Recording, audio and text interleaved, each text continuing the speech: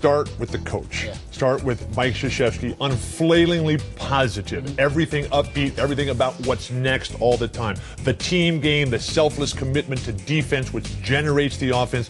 And then you have the serious upgrade, particularly in the backcourt. You got Jason Kidd, a more mature Chris Paul, Darren Williams, who hit a huge three-point shot at the end of the first half today, and then Chris Bosh, who is a spectacular center in international basketball. This is one of the 5 great U.S. teams in Olympic history. Right, Bosh had 10 points. You got 6 players in double figures here, and Kobe Bryant leading the way with 25.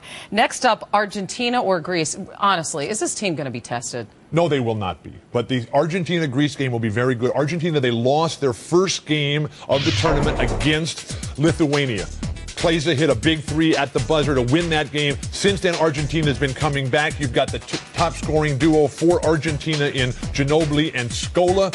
And that game this afternoon will be decided in the point guard position. Spinolas for Greece, and nobody really playing a lot of great point guard play for Argentina right now. Manu has been having to handle the ball a lot. He appears to be very healthy. He has the second highest individual score. Scola has 37 in one game. Manu has 32 in one game. Kobe, he's a font of international basketball information. Kobe had, I think, 25 points today, and he was the highest U.S. total in this Olympics. But this is all about the team. This is so much like the way UCLA used to be under John Wooden, when you had all the best players. Of course, John Wooden's got to come up. Team, naturally. all the best players, and so right.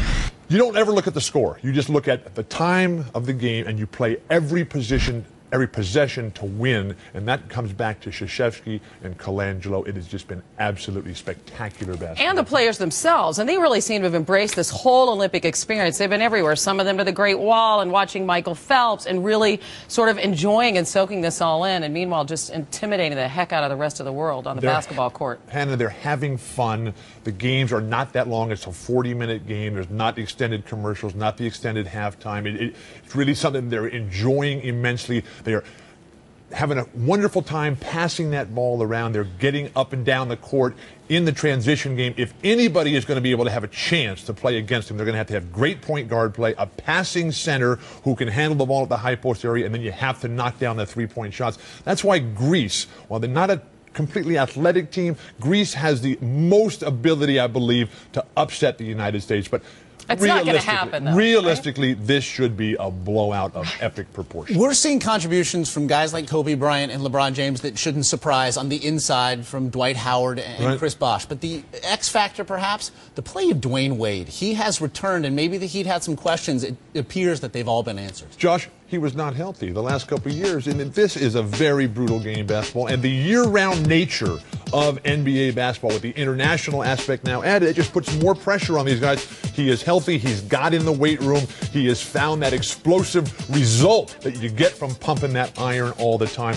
But you have so many different players. Who is the opposition going to guard? I mean, okay, you got to guard Kobe, you got to guard LeBron, you got to guard, Jason Kidd. He's only taken 3 shots in the entire tournament and made all of them. But on the other hand, the U.S. guarding everybody, again, that was another question. Would they embrace this defensive concept that Coach K wanted to implement? And it appears they have. They did from the start, really. Comes back, Hannah, to the coach Krzyzewski and that definite impact on we have to make the offense be a result of the defense. That starts with Jason Kidd. Kobe Bryant's been playing outstanding defense, Dwayne Wade. And then you have the shot blockers in the back line. Dwight Howard has been very, very productive, but not the skilled player that Chris Bosh is. And Chris Bosh, I think the prototype of what you want in international basketball. And you keep mentioning Krzyzewski, but who among the players do you think really took a leadership role here? Because at the start, it certainly seemed to be LeBron James. It is LeBron verbally, but unless you have the guards playing defense on the perimeter and denying penetration. Look at the guards that the United States has had in the last couple of international.